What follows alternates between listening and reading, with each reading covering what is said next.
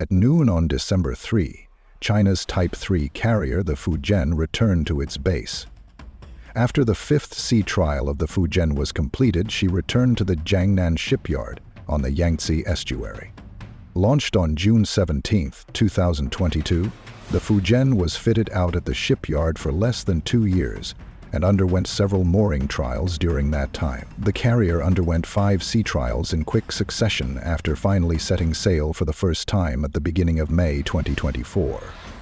Her propulsion, maneuverability, and electrical generation were the primary goals of these earlier tests. Later tests concentrated on evaluating the communication and radar systems, as well as the flight deck's ability to handle airframes using aircraft mock-ups.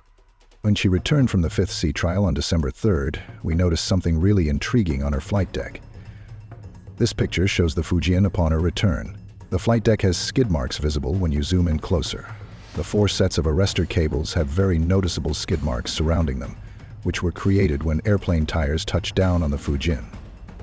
This proves beyond a reasonable doubt that a fixed-wing aircraft did, in fact, land on the Fujian. This does not imply that an aircraft has touched down on the carrier, though. At this point, it appears more likely that the carrier had carried out a procedure known as a touch-and-go test, in which an aircraft in the air simulates landing on a carrier without stopping before taking off again. A full landing, on the other hand, would entail the aircraft stopping completely, possibly with the help of the landing arrestor cables. Touch-and-go proper landing and takeoff tests were among the incremental flight tests that the Liaoning and Shandong carriers carried out. It makes sense for the Fujian to conduct a touch-and-go test as a precautionary measure prior to the actual landing test. Touch-and-go tests should typically come before full arrested landing tests for an aircraft carrier undergoing trials. When an aircraft approaches a carrier, touches down on the flight deck, and then immediately takes off again without stopping or engaging the arresting wires, this is known as a touch-and-go test. Both pilot training and operational testing for aircraft carriers undergoing sea trials depend heavily on this maneuver. Pilots can practice landing on a carrier's comparatively small moving surface without the added difficulty of catching arrestor wires or stopping completely without plunging into the ocean. Touch-and-go tests are crucial for a new aircraft carrier going through trials. They assist in assessing the carrier's flight deck systems to make sure they are operating as intended, with a focus on the optical landing system and the deck markings.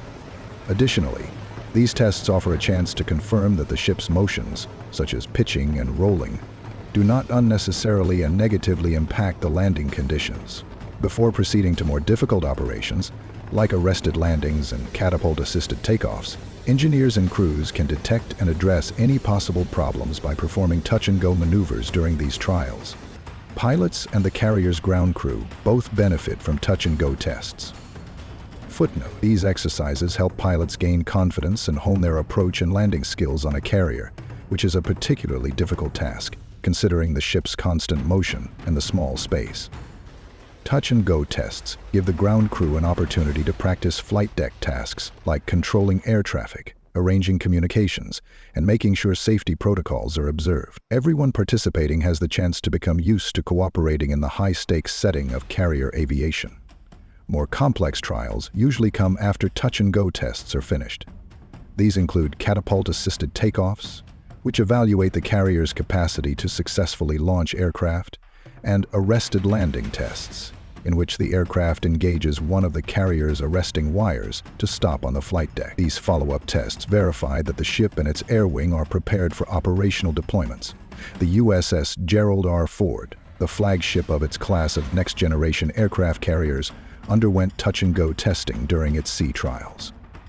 Touch-and-go tests were carried out with a variety of aircraft, including the F/A-18 Super Hornet, during its sea trials. The ship's arresting gears and other new technologies intended to increase the effectiveness and safety of carrier operations were assessed by the crew during these tests. An important step in getting the Gerald R. Ford ready for eventual service is the completion of these touch-and-go tests. In any case, if the touch-and-go test is successful, it will be a significant turning point in the Fujian's readiness to join the PLA Navy. Based on the evidence that is currently available, it is highly likely that the carrier tested touch-and-go during its fifth sea trial. In the gradual process of preparing the ship's flight deck systems, pilot training, and potentially ground crew training, this is a crucial step. In the process of training the pilot's legs on the ground, it is crucial to touch the ground with all of one's heart. Touch-and-go testing makes it possible to assess optical landing systems, flight deck markings, crew and airframe movement, and get ready for more complex tests like catapult takeoffs and arrested landings. The stakes are high. A successful landing on the Fujian demonstrates not only the carrier's capabilities, but also the skills of the PLA Navy's pilots and crew. And there it is, a textbook landing. This marks the dawn of a new era for China's naval power. The Fujian's design is optimized for efficiency and power. With a displacement of over 800 tons, it's a floating fortress ready to project power far beyond China's shores. But what does this mean for the global balance of power? Experts weigh in on how this milestone will reshape naval strategy in the Pacific and beyond. The Fujian is more than just a carrier. It's a statement. As the world watches closely, one thing is clear: the race for dominance on the high seas is far from over. The journey to this point hasn't been easy. From the humble beginnings of the Liaoning, China's first aircraft carrier, to the Shandong, and now the Fujian. Every step has been a calculated move towards naval modernization.